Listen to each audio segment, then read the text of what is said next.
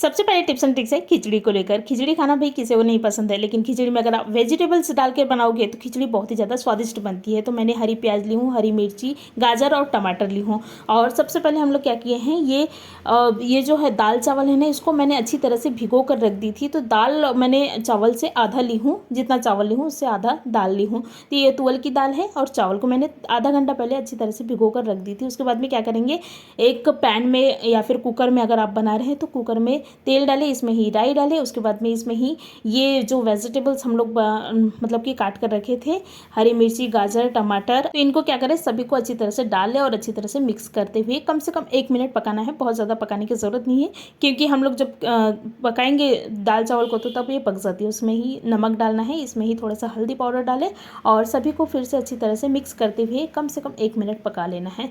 उसके बाद में हम लोग इसमें ही प्याज के पत्ते डालेंगे। देखिए ये जो प्याज है ना, प्याज के पत्ते बहुत ज़्यादा टेस्टी लगती है। आप चाहे तो अगर आपके पास में प्याज के पत्ते नहीं है तो आप इन्हें पूरी तरह से स्किप भी कर सकते हैं। तो ये डालें और सभी को अच्छी तरह से मिक्स करते हुए फिर से 1 मिनट पका लेना है। तो ये वेजिटेबल्स डालने की वजह से हमारी जो खिचड़ी है ना वो बहुत ही ज़्यादा स्वादिष्ट बनती है। आप चाहे तो हरी धनिया भी डाल सकते हैं अगर आपके पास में है तो। उसके बाद में क्या करना है, इसमें ही ये दाल चावल डालना है जो कि मैं भिगो कर रख दी थी आधा घंटा पहले।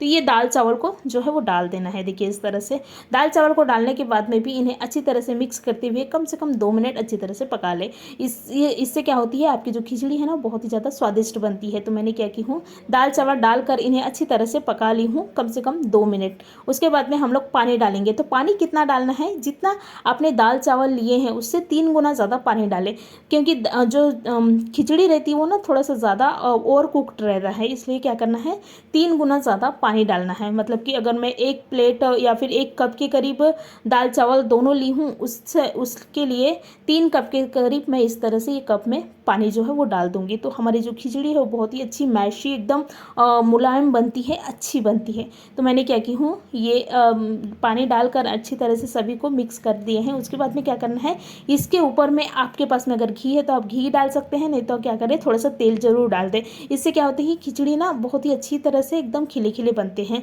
उसके बाद में क्या करना है, ढक्कन ढक कर, और ये ढक्कन आप ढक रहे हैं तो उसमें थोड़ा सा तेल डाल लें। तो इससे क्या होती है कि जो मतलब कि पानी बाहर आता है ना कि कुकर की सीटी से, तो वो बिल्कुल नहीं आएगी। तो थोड़ा सा तेल डालते हैं। उसके बाद में ढक्कन ढककर इन्हें कम से कम 5 से 6 मिनट पका ले। मतलब 1 सीटी आने तक पहले पकाना है हाई गैस में। उसके बाद में गैस का फ्लेम लो कर दे और लो गैस में कम से कम 2 से 3 मिनट पकाए। तो ऐसे 5 से 6 मिनट ये इसको पका ले। उसके बाद में क्या करना है, हमारी जो खिचड़ी है वो पक गई है, गैस को बंद कर दे और इन्हें कम से कम 5 मिनट के लिए ऐसे ही रहने दे। उसके बाद में आप निकालें तो आप देखोगे कि आपकी जो खिचड़ी है वो कितनी अच्छी तरह से बनी है। ये ना छोटे बच्चों को दो, क्योंकि छोटे बच्चे क्या होता है वेजिटेबल्स बिल्कुल नहीं खाते, सब्जियां नहीं खाते। तो आप इस तरह से खिचड़ी बनाकर अगर छोटे बच्चों को दोगे ना तो वो ना सिर्फ खाएंगे बल्कि उनके लिए भी बहुत ज़्यादा हेल्दी है। तो इस तरह से आप खिचड़ी को जो है वो बना ले। तो आप देख रहे हैं मेरी जो खिचड़ी है कितनी अच्छी तरह से बनी है। इस तरह से आप खिचड़ी बना ले।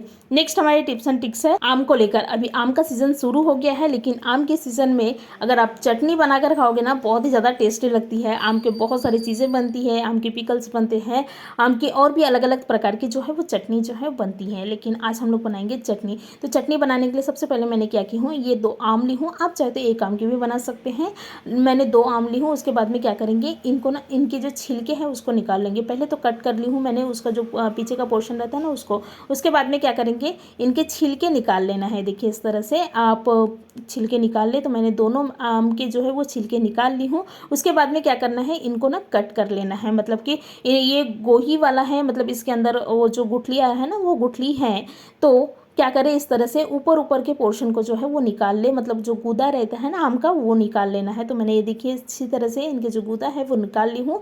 और इनके जो गोही है उसको आप फेंक दे, उसका कोई काम नहीं है। तो क्या करना है, मैंने गूदा निकाल कर ये जो आम की जो गुठली है उसको फेंक दूंगी। तो दोनों आम के मैं गुठली जो है सॉरी गूदा जो है वो निकाल लूँगी। और आप मेरे वीडियो को कौन से शहर से कौन से गाँव से देख रहे हो तो प्लीज़ मुझे गाँव या शहर का नाम जो है वो कमेंट करें, तो मुझे भी पता चलेगा मेरी वीडियो जो है वो कहाँ कहाँ तक पहुँच रही है। तो मैंने दोनों गुठली से गूदे जो है वो निकाल ली हूँ। उसके बाद में क्या करेंगे, ये जो हम लोग निकाले हैं गूदा उसको क्या करेंगे, एक मिक्सी के जार में डालेंगे और इनको ना अच्छी तरह से पीस लेंगे।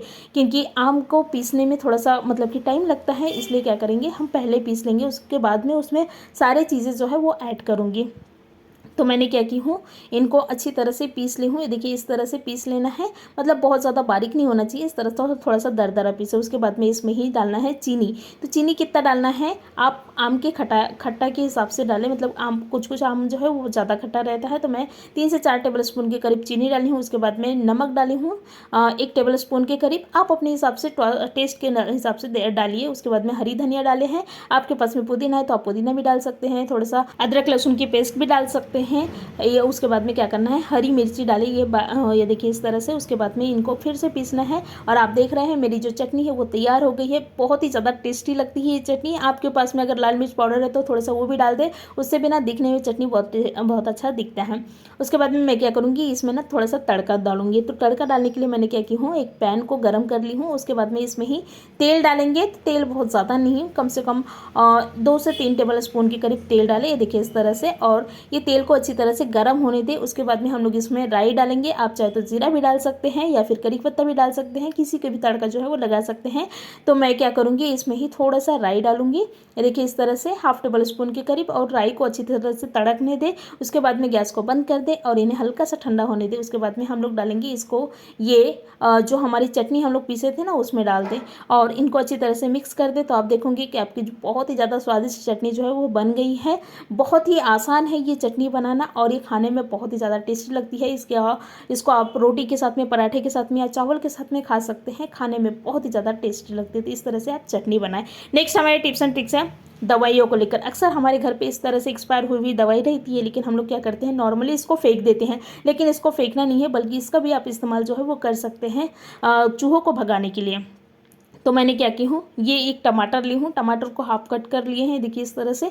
उसके बाद में क्या करेंगे, ये टमाटर में ही हम लोग डालेंगे दवाई को, क्योंकि चूहे हमारे घर में इतने ज़्यादा रहते हैं कि उसको भगाना बड़ा मुश्किल हो जाता है। लेकिन अगर आप इस तरह से चूहों को भगाओगे तो बहुत ही आसानी से भग भी जाएगी, दोबारा आएगी भी नहीं और टोटली मर भी जाएगी। तो मैंने क्या की हूँ, ये दवाई ली हूँ। तो ये मैंने 2 दवाई गोली जो है वो ली हूँ। उसके बाद में क्या करेंगे, इनको थोड़ा सा पाउडर की फॉर्म में कर लेंगे, मतलब पाउडर थोड़ा सा बना लेंगे।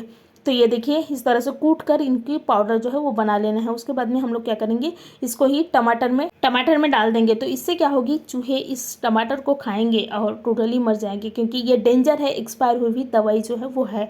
तो मैंने क्या की हूँ, ये इसको कूट कर टमाटर में देखिए इस तरह से डाल दें।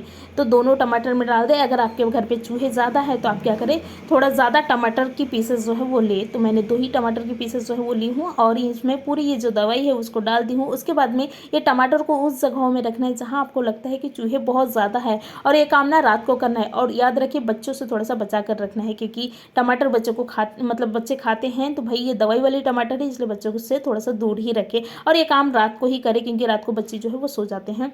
तो मैं क्या की हूँ, रात को सोने से पहले आप ये काम कर सकते हैं। तो इसको सोने से पहले क्या करें, गैस के ऊपर रख दे, देखिए इस तरह से, क्योंकि गैस में ही चूहे जो है वो इधर उधर भटकते रहते हैं, क्योंकि यहाँ पर खाने पीने की चीज़ें रहती हैं। उसके बाद में कोने में रख दे एकदम, जो वहाँ यहाँ पर ना छुपे रहते हैं चूहे और बिल्कुल दिखाई नहीं देते। तो क्या करें, ये इस जगहों पे रख दे। इस तरह से आप चूहों को जो है वो टोटली भगा सकते हैं, मार सकते हैं। धन्यवाद।